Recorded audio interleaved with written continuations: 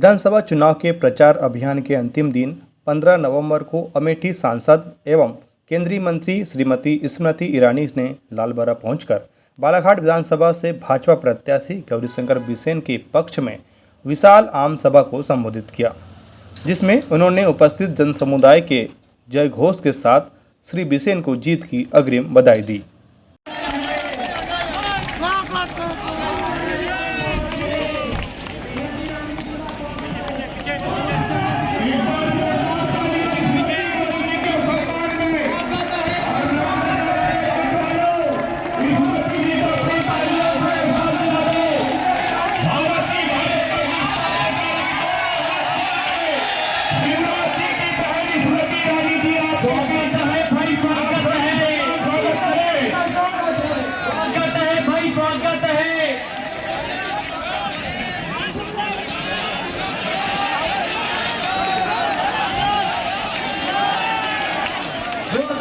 ताली बजा के आदरणीय स्मृति ईरानी जी का स्वागत करें। जोरदार ताली बजा के आदरणीय स्मृति ईरानी जी का स्वागत करें।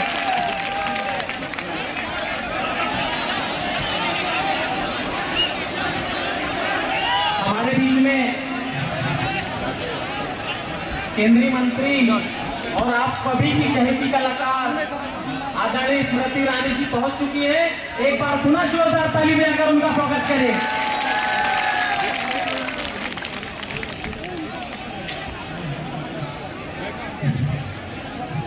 मैं भारतीय जनता पार्टी के अधिकृत प्रत्याशी और आप सभी ने सुना होगा कि स्मृति ईरानी मेरी बहन है, हमेशा हमारे आदरणीय भाव के मुझे यहाँ ठीक है, वहाँ ठीक है, वहाँ ठीक है, तो बोलो भारत माता की। हेलो जी, गांधी खानदान तक आवाज पहुंची होगी क्या? भैया कह रहे थोड़ा और जोर लगाओ भैया, मैडम के कान तक आवाज पहुंचे, बोलो भारत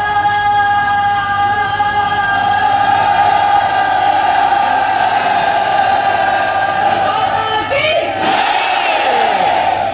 अब पहुंची आवाज, लेकिन ऊपर तो खिड़की में झांक है भैया, तुम्हारे दे देकर हमको ना सुनाई दिया। देखो ऊपर खिड़की से झांक है भैया, हाथ आप नहीं लाओगे, आपकी आवाज भी यहाँ तक आनी चाहिए। तो खिड़की वाले भैया ने छत पे चढ़े भैया, भैया गिर ना जाना, छत पे चढ़े जो भैया खिड़की वाले भैया उस दीदी छज्जे से झांक रही ऐसे ऐसे, सबसे कहते वो वाले छत से भी आवाज जोर से आनी चाहिए, बोलो भारत माता की। कमलनाथ जी तक आवाज गई होगी भाई भैया, उन्हें आपको हराने के लिए वो स्वयं पधारे। अब अगर उन तक आवाज पहुंचानी है तो उनको बतलाना है कि जिसके नाम में गौरी और शंकर दोनों,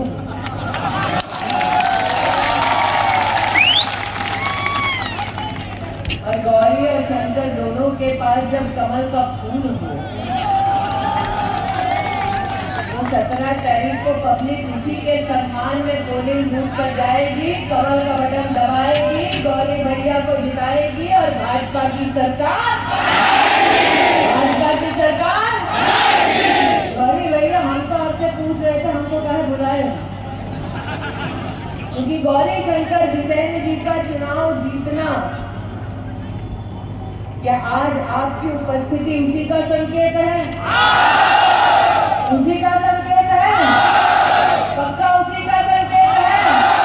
तो फिर भैया को आपकी तरफ से जीत की बधाई दे दूं, दे दूं, तो सड़क पे खड़े उनकी ओर से भी दे दूं, तो उस तरफ खड़े उनकी ओर से भी दे दूं, और छज्जे पे दीदी खड़ी उनकी ओर से भी दे दूं, साथ में भाभी जो मुस्काई है उनकी तरफ से भी दे दूं, जहाँ छत पे खड़े उनकी तरफ से भी दे दूं कि गौरी भैया चिंता ना करो, ये जनता 17 तारीख को पोलिंग बूथ पर जाएगी, कमल का बटन दबाएगी, गौरी शंकर को जिताएगी और भाजपा की सरकार।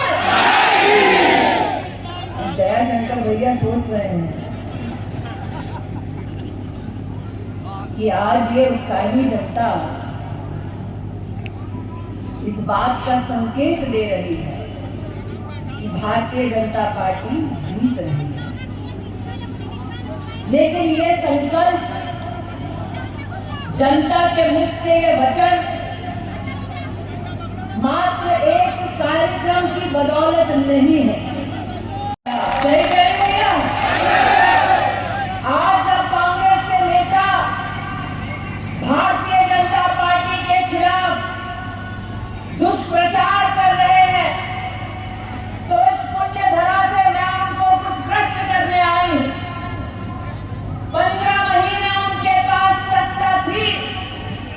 15 महीनों में कांग्रेस पार्टी ने प्रदेश में क्या क्या कुकर्म किए, आज कांग्रेस के नेतृत्व को उसका जवाब देना पड़ेगा।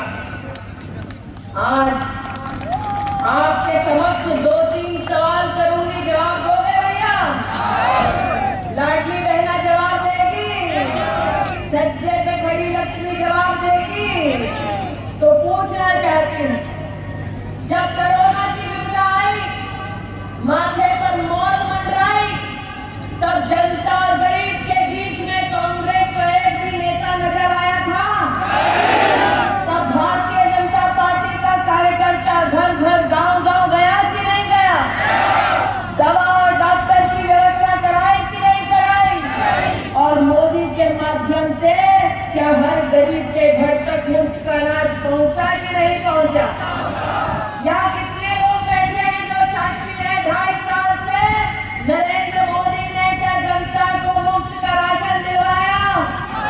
आज खड़े करके बताओ, मिला कि नहीं मिला? मिला ना? यहाँ मिला? हाँ मिला, मिला ना?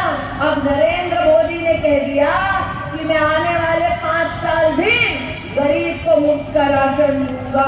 कहा कि नहीं कहा? अब ये बदलाओ, गरीब को मुफ्त का राशन मिले तो इंसान को खुश होना चाहिए कि नहीं होना चाहिए? कांग्रेस पार्टी दुखी हो गई है। कांग्रेस पार्टी ने जैसे ही सुना नरेंद्र मोदी 5 साल और मुफ्त का अनाज गरीब को देने वाले हैं, तो कांग्रेस की मैडम ने कहा जाओ मोदी पर दनादन केस कर दो। कहा कि नहीं कहा? मालूम है, सोनिया गांधी ने, गांधी खानदान ने मध्य प्रदेश की कांग्रेस की इकाई से कहा, मोदी ने कहा है मुफ्त का राशन 5 साल और मिलेगा, मोदी के खिलाफ केस दर्ज करो। जनता जनार्दन ने कहा वैक्सीन चाहिए। एक वैक्सीन की लागत 3-3 डोज लगाना है, इतना पैसा गरीब की जेब में नहीं था। मोदी ने कहा वैक्सीन सबको मुफ्त में दिलवाई जाएगी। कहा कि नहीं कहा?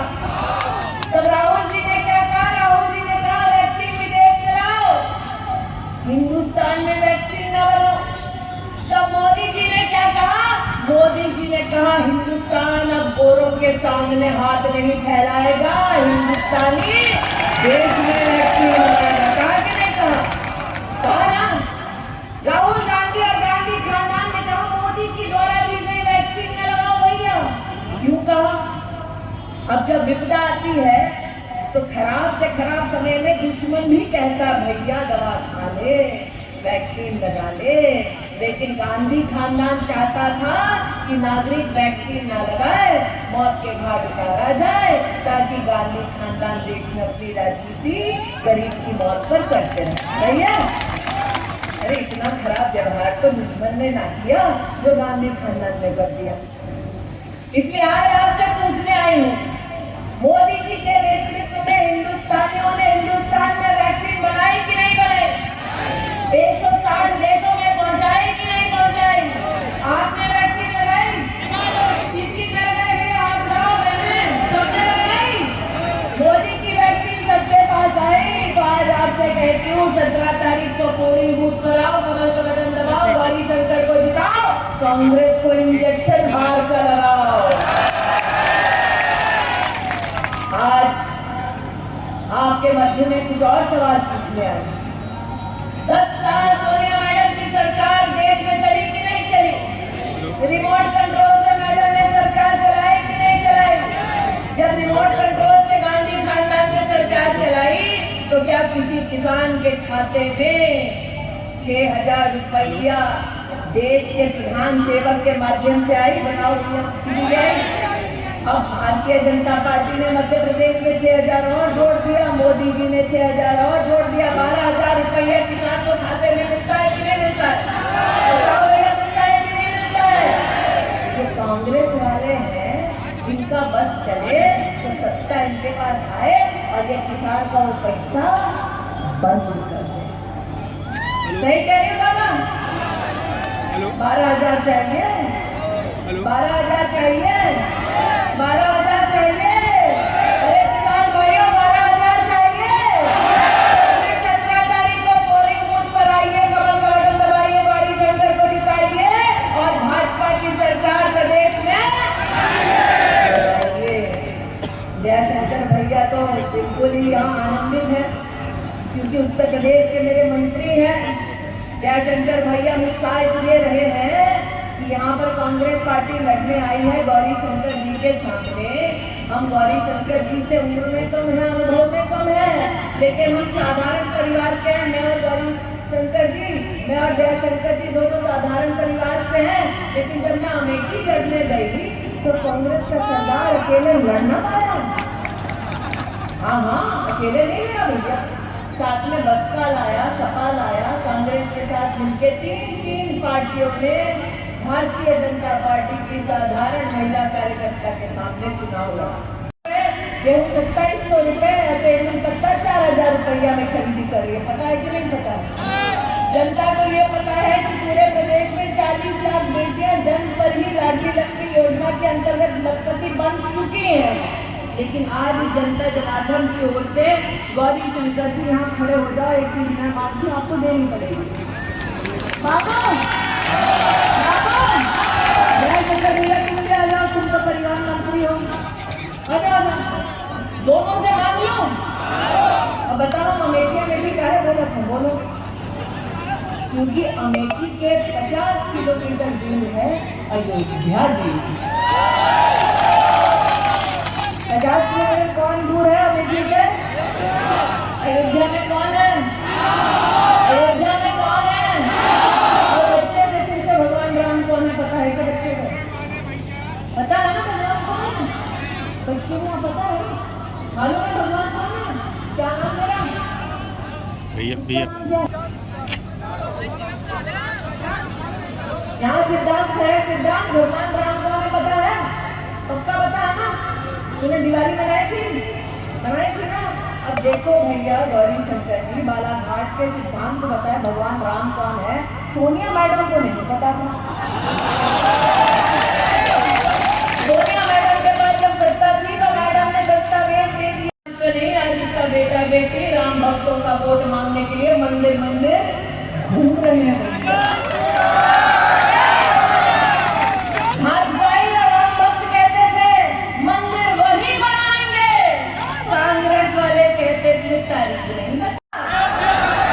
कहाँ बन रहा? किसका बन रहा? अरे जो राम के काम का है वो 17 तारीख को जाए, पोलिंग बूथ पर कमल का बटन दबाए, गौरी शंकर को जिताए, जयशंकर के आशीर्वाद पर अयोध्या भी आए। आज गौरी शंकर जी ये निवेदन लेकर आएंगे, जीत के बाद लेकर आएंगे अयोध्या। बताओ कि नहीं बताओ भैया? आ रहे हैं ना अयोध्या? जीत के बाद गौरी शंकर के अयोध्या ला रहे हैं, लाएंगे, सरकार बनाएंगे।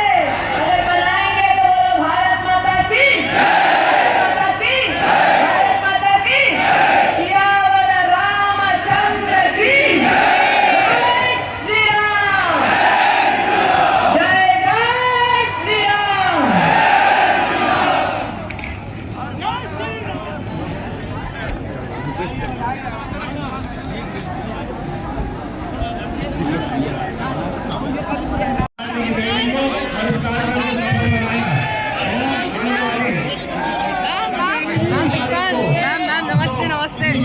जय श्री राम।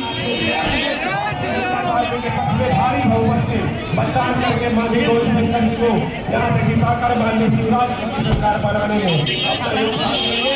आप सभी का पुनः बहुत बहुत आभार, धन्यवाद।